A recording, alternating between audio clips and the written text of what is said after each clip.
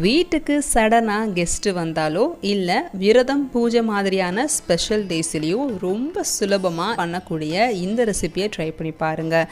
இந்த ரெசிபிக்காக ஸ்பெஷலாக condensed milk கீன்னு எதுவும் தேவைப்படாது.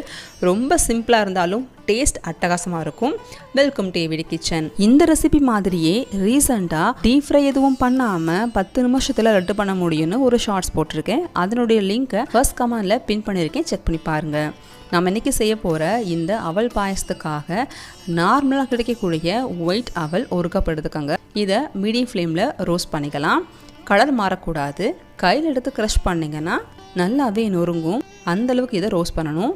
இப்போ அடுப்பு ஆஃப் பண்ணிவிட்டு இதை ஒரு பிளேட்டுக்கு மாற்றிக்கலாம்.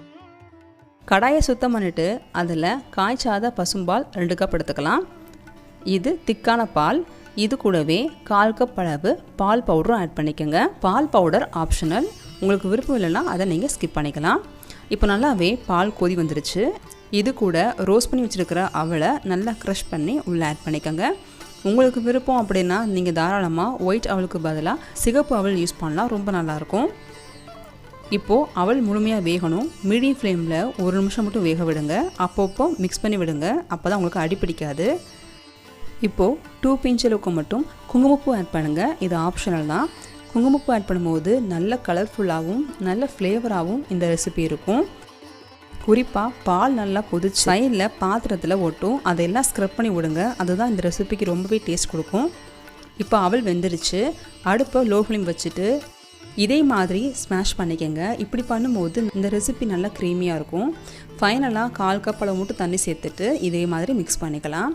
இப்போ அடுப்பு லோ ஃப்ளேமில் தான் இருக்குது. இந்த ஸ்டேஜில் 5 டேபிள் ஸ்பூன் அளவுக்கு சுகர் சேர்த்துக்கலாம்.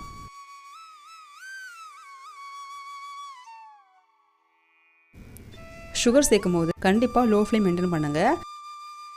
இதனால் மிக்ஸ் பண்ணிக்கலாம். இந்த சுகர் கரெக்டாக இருக்கும் இந்த ரெசிபிக்கு. இது கூட ஃபைனலாக 1 கப் அளவு பால் சேர்த்துக்கலாம். அவ்வளோதாங்க. நல்லா கொதி வரட்டும். 1 நிமிஷம் கொதிக்க விட்டால் மட்டும் போதும். கொதி வந்ததுக்கப்புறமா 1/2 டீஸ்பூன் அளவுக்கு ஏலக்காய் தூள், இதே மாதிரி க்ரஷ் பண்ண நட்ஸையும் உள்ளே ஆட் பண்ணிட்டீங்கன்னா அவ்வளோதான். ரொம்ப ஈஸியான 10 நிமிஷத்தில் பண்ணக்கூடிய அவல் பாயசம் ரெடி ஆயிடுச்சு. கண்டிப்பாக ட்ரை பண்ணி பாருங்கள். ரெசிபி உங்களுக்கு பிடிச்சிருக்கா? சேனலை சப்ஸ்கிரைப் பண்ணி சப்போர்ட் பண்ணுங்கள். தேங்க்யூ ஃபார் வாட்சிங்.